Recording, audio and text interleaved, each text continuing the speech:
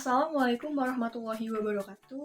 Perkenalkan, nama saya Tiara Febrianti. Saya dari kelas PAI 4E ingin menjelaskan kembali secara rinci materi yang telah disampaikan pada pertemuan ke-8 sampai pertemuan ke-13. Baik, langsung saja ke videonya. Yang pertama yaitu pertemuan ke-8 tentang pendidikan multikultural. Pendidikan multikultural ini adalah suatu pendekatan progresif untuk melakukan transformasi pendidikan yang secara menyeluruh membongkar kekurangan, kegagalan, dan praktek-praktek diskriminatif yang terjadi pada proses pendidikan. Nah, tujuan dari pendidikan multikultural ini terbagi menjadi dua ya, ada tujuan awal dan tujuan akhir. Nah, tujuan awal ini meliputi membangun wacana pendidikan dan membuat kebijakan yang terjadi pada dunia pendidikan.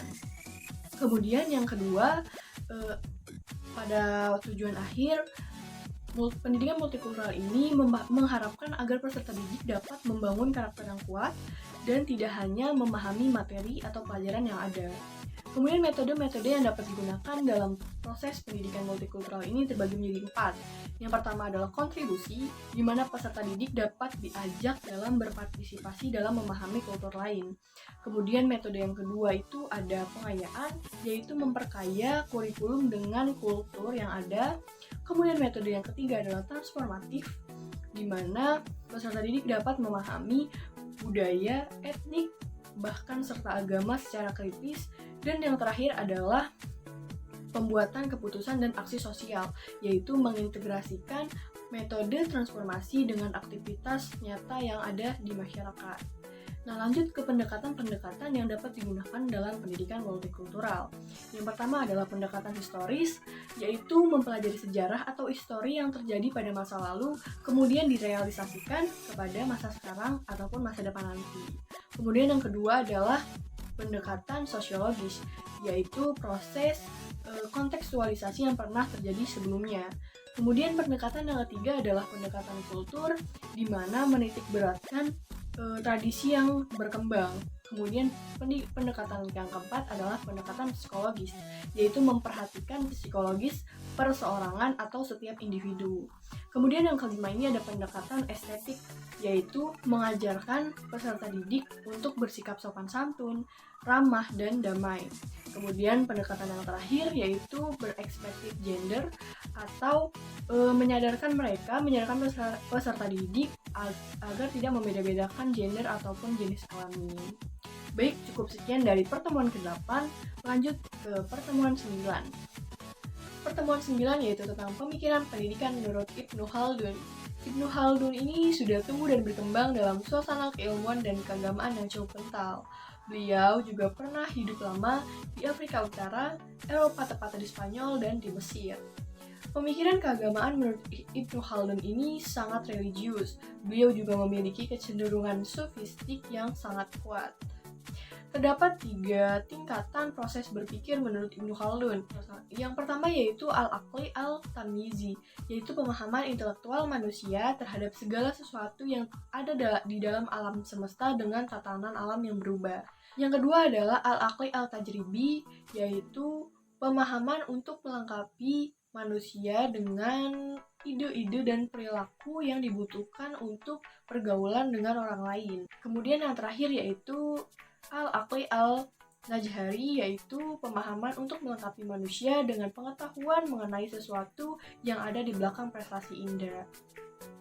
Kemudian tujuan pendidikan menurut Ibnu Khaldun ini terbagi menjadi 3 pula. Yang pertama yaitu memberikan kesempatan pikiran untuk aktif dan bekerja. Kemudian yang kedua yaitu memperoleh ilmu pengetahuan yang cukup banyak.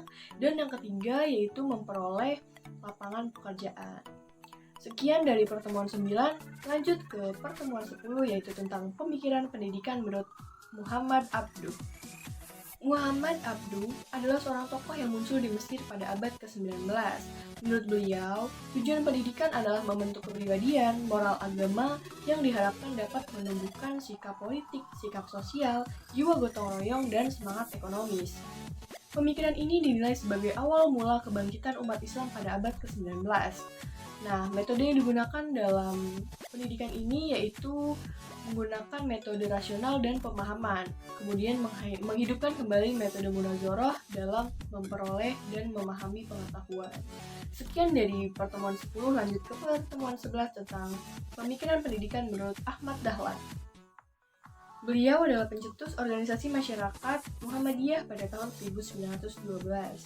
Ahmad Dahlan awalnya bernama Muhammad Darwis dari keluarga Kesultanan Yogyakarta. Beliau lahir pada tanggal 1 Agustus 1868 di Yogyakarta dari pasangan suami istri Kiai Haji Abu Bakar dan Nyai Abu Bakar. Pada tahun 1890, beliau pernah belajar di Mekah selama 1 tahun, kemudian pulang kembali ke Yogyakarta, dan pada tahun 1903, beliau kembali ke Mekah untuk belajar selama 2 tahun. Tujuan organisasi ini yaitu untuk memajukan pendidikan dan ilmu pengetahuan di Hindia Belanda dan berdasarkan ajaran Islam, serta meningkatkan kehidupan beragama. Nah, untuk melaksanakan tujuan tersebut, maka melakukan aktivitas sebagai berikut. Yang pertama, yaitu mendirikan, memelihara, dan membantu lembaga-lembaga pendidikan yang memberikan ilmu pengetahuan umum. Kemudian yang kedua, yaitu pertemuan antar anggota untuk membahas soal-soal agama. Dan yang terakhir, yaitu mendirikan, memelihara tempat-tempat peribadatan.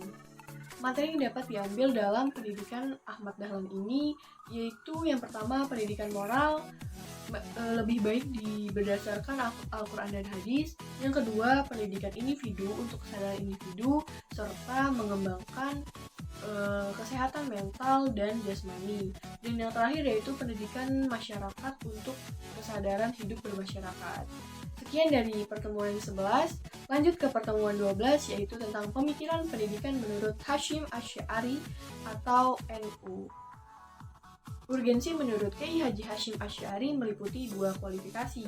Yang pertama, arti penting pendidikan yaitu mempertahankan predikat makhluk paling mulia yang dilekatkan pada manusia itu. Kemudian yang kedua, urgensi pendidikan terletak pada kontribusinya dalam menciptakan masyarakat yang berbudaya dan beretika. Hal ini telah dirangkum pada kitab karangannya yang berjudul Adab al-Alim wa al-Muta'alim. Nah, kemudian 3 konsep dasar yang dibentuk oleh Kiai Haji Hasyim Asy'ari yaitu yang pertama adalah etika seorang murid yang sedang belajar, yang kedua adalah etika seorang murid terhadap pelajarannya, dan yang terakhir adalah etika seorang murid terhadap sumber belajarnya seperti buku maupun kitab. Kemudian konsep belajar dapat dilihat dari etika seorang guru terhadap dirinya dan terhadap pelajarannya. Cukup sekian dari pertemuan ke-12, lanjut ke pertemuan terakhir yaitu pertemuan ke-13 tentang pemikiran pendidikan menurut Persatuan Islam atau Persis. Persatuan Islam ini didirikan pada tanggal 12 September pada tahun 1923. Persatuan Islam ini didirikan bertujuan untuk memberikan pemahaman Islam sesuai dengan aslinya yang dibawa oleh Rasulullah SAW dan memberikan pandangan yang berbeda dari pemahaman Islam tradisional yang dianggap sudah tidak orisinil karena sudah tercampur dengan budaya lokal. Persatuan Islam ini melakukan berbagai cara, diantaranya seperti pertemuan umum, tabligh akbar, kemudian khutbah, kelompok studi, dan juga berbagai macam media yang dapat diperluas. Kemudian, dalam bidang pendidikan, Persatuan Islam ini mendirikan sebuah madrasah yang pada mulanya hanya dimaksudkan untuk anggota-anggota Persis. Namun, kemudian diperluas lagi karena dapat untuk menerima anak-anak yang lain. Selain itu, Persatuan Islam ini juga membangun sebuah pesantren di mana dapat menumbuhkan kader-kader yang berkeinginan dalam menyebarkan agama Islam. Cukup sekian materi yang telah saya sampaikan, kurang lebihnya mohon maaf. Saya Tiara Febrianti, terima kasih. Wallahul muwaffiq ila aqwamit thoriq. Wassalamualaikum warahmatullahi wabarakatuh.